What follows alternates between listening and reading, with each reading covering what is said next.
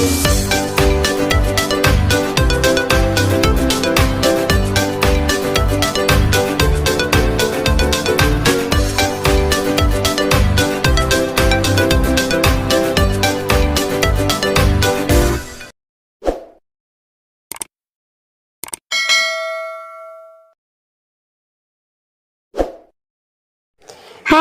assalamualaikum adik-adik kelas 4. Pada video kali ini kita akan belajar contoh soal dan pembahasan penilaian akhir semester 1 tema 5 subtema 2. Soal nomor 1, menjaga keseimbangan antara hak dan kewajiban merupakan salah satu sikap pengamalan Pancasila sila kelima. Soal nomor 2, sebutkan nilai yang terkandung dalam sila kelima.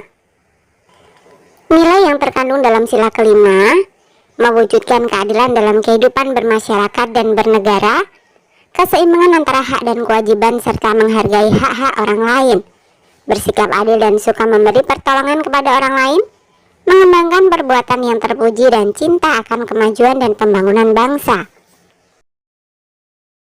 Soal nomor 3, perhatikan gambar berikut. Apa makna yang terkandung dalam gambar di atas? Adil bukan sama, mau bekerja keras, mengakui kedaulatan bangsa sendiri dan bangsa lain, menganggap bangsa sendiri sederajat dengan bangsa lain. Soal nomor 4, sebutkan sikap pahlawan yang perlu kita teladani. Berani, rela berkorban, membela kebenaran dan keadilan, cinta tanah air, kerjasama dan tanggung jawab.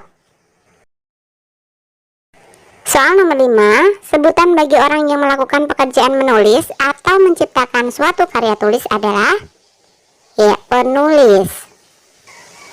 Soal nomor 6, berikan contoh karya non-fiksi, biografi, sejarah, dan jurnal. Soal nomor 7, perhatikan bacaan berikut. Sultan Agung adalah salah satu raja terkenal yang hidup pada masa Islam. Beliau adalah Raja Mataram. Sultan Agung memerintah antara tahun 1613 sampai 1645. Di bawah kepemimpinannya, Mataram berkembang menjadi kerajaan terbesar di Jawa dan Nusantara pada saat itu. Selain dikenal gigih melawan Belanda, Sultan Agung juga diketahui sebagai budayawan. Sultan Agung memberi perhatian besar pada kebudayaan Mataram. Beliau memadukan kalender Hijriah yang dipakai di pesisir utara dengan kalender Saka yang masih dipakai di pedalaman. Sultan Agung juga dikenal sebagai penulis naskah sastra gending. Sultan Agung menetapkan bahasa Bagongan sebagai bahasa yang harus digunakan oleh bangsawan dan pejabat di lingkungan keraton untuk menghilangkan kesenjangan. Nah, dari bacaan di atas dapat disimpulkan bahwa Sultan Agung selain seorang Raja Mataram, beliau diketahui sebagai budayawan. Soal nomor 8, perhatikan cerita berikut. Pada suatu hari, Priska berangkat sekolah menggunakan sepedanya. Di tengah jalan, Priska bertemu dengan teman sekelasnya yang bernama Hana. Pada saat itu, Hana berangkat sekolah dengan berjalan kaki karena sepeda yang biasanya dipakai untuk ke sekolah bocor. Pada saat berpapasan, Priska pun memberhentikan sepedanya dan menawarkan bantuan boncengan kepada Hana. Dengan senang hati, Hana pun menerima tawarannya. Pada akhirnya, mereka berdua sampai sekolah tepat waktu. Setelah pulang sekolah, Priska pun mengantarkan Hana pulang sampai rumahnya. Sesampainya di rumah Hana, Priska pun bertemu dengan kedua orang tua Hana. Melihat kebaikan Priska, orang tua Hana menawarkan imbalan untuk Priska. Namun Priska menolaknya dengan lembut karena dia menolong teman sekelasnya dengan ikhlas dan tanpa pamrih. Amanat apa yang dapat kita petik dalam cerita di atas? Berikanlah bantuan dengan ikhlas tanpa pamrih. Soal nomor 9, siapa dan dari mana tokoh pada gambar di atas? Sultan Hasanuddin dari Goa, Sulawesi Selatan. Soal nomor 10, apa saja yang kamu ketahui tentang Sultan Agung? Sultan Agung adalah salah satu raja terkenal yang hidup pada masa Islam yang memerintah kerajaan Mataram. Sultan Agung adalah seorang budayawan yang terkenal. Sultan Agung dikenal sebagai penulis naskah sastra gending. Soal nomor 11, sebutkan perjuangan Pattimura sebagai salah satu pahlawan di Indonesia. Pattimura berhasil merebut benteng Dorset di Saparua. Perlawanan Pattimura meluas ke Ambon, Seram, dan tempat-tempat lainnya. Soal nomor 12, siapakah pahlawan yang diberikan gelar Bapak Pendidikan Nasional? Ya, Ki Hajar Dewantara.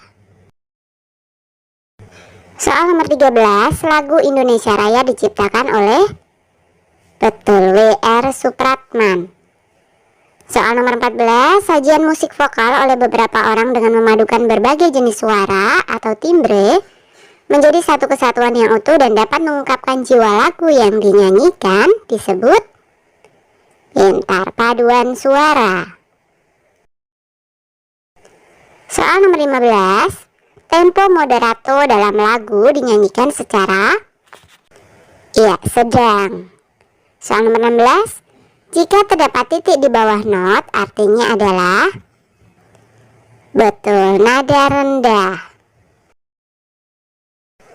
Soal nomor 17, benda-benda apa saja yang bisa memantulkan cahaya?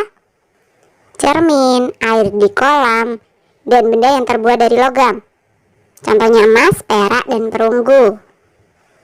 Soal nomor 18, apakah kegunaan dari kaca pembesar atau lup? Untuk melihat benda-benda yang berukuran kecil sehingga benda-benda tersebut terlihat lebih besar. Soal nomor 19, perhatikan gambar di bawah ini. Gambar di atas menunjukkan bahwa sifat cahaya merambat lurus. Soal nomor 20, alat yang digunakan untuk melihat benda-benda yang ukurannya sangat kecil yaitu pintar mikroskop. Oke, sampai di sini dulu video kali ini ya. Sampai jumpa di video berikutnya.